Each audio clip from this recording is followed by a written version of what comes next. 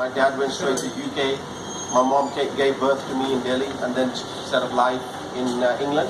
And I've been living in England all my life.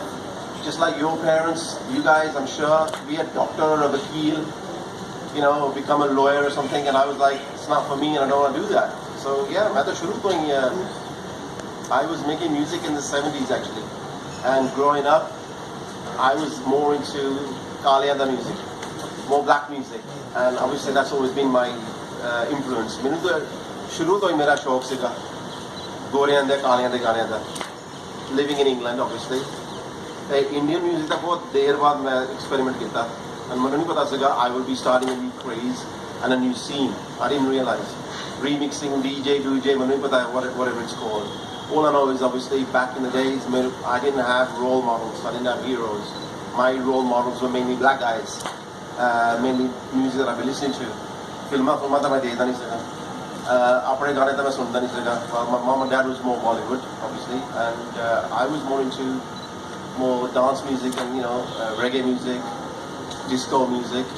All of my friends were predominantly more black guys and I had very few Indian friends. So my culture really was, growing up in the UK, was more of a British culture. But obviously it had our roots in India. And that was my thing that was always a bit like, which way do I go? You know, do I listen to Indian music or do I listen to Western music? And so obviously I just pushed what I believed in. And in school, I mean, should I speak in Punjabi or English, guys? Because, you know, I'm like trying to mix it all up. Just like my music. No, I don't need mix karna hai na. Absolutely. But I mean, in school, obviously my main thing was I'd enjoy playing music. All the other which cassette we were DJing with cassettes, believe it or not. And everyone's like, how do you DJ with a cassette? I was doing it. But the thing was, I didn't know what was going to happen. And manu pata nahi saga lokan ne mera music sunna, like karna, appreciate karna. And then obviously come the 80s, I was doing a lot of shows in local pubs, bars in UK, and the scene in the UK started bubbling in regards to the wedding scene. Wedding scene the which apne bhangra band started emerging. Bands like Hira, Remy, Alap, Apna Sangeet, Malkeet Singh. These were the bands that were doing it for us in the UK.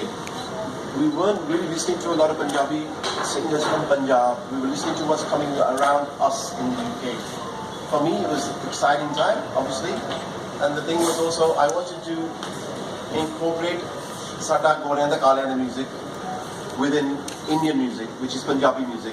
I started listening to Punjabi music before Bollywood, for sure. When I go Bollywood, interesting I was listening to it really. I really started taking an interest to Bhangra music in the 80s when I started hearing our local bands. And mera pehla gana jehda opportunity mili sigi was with Malkeet Singh. And that was Hey Jamalum, Tutak song. Auto Manu break milya saga, and that was released in '89, and that was pretty much a remix. And before that, I was doing a lot of other bootlegs. I was doing a lot of mixes in my studio at home, and I was making a lot of music in my house, and I had no idea what's going to happen.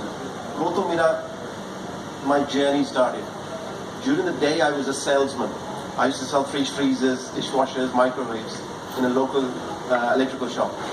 And in the evening, I used to go to a studio and make music. And my bedroom, which was my studio design, and I was making music in my house. And on the streets, I would be selling mix cassettes. They're called mixtapes. And that really got my name famous within the community. Gore, Kale, were really taking to my music. And what I was doing is I was incorporating Apne Desi sounds with Gore and the Kalyanda sounds. And I would be selling my cassettes. 2 pound, 10 pound was there. On a good week, I'll make £10, man, and that was good money in the days, yeah. 10 pound a week, that one, not bad.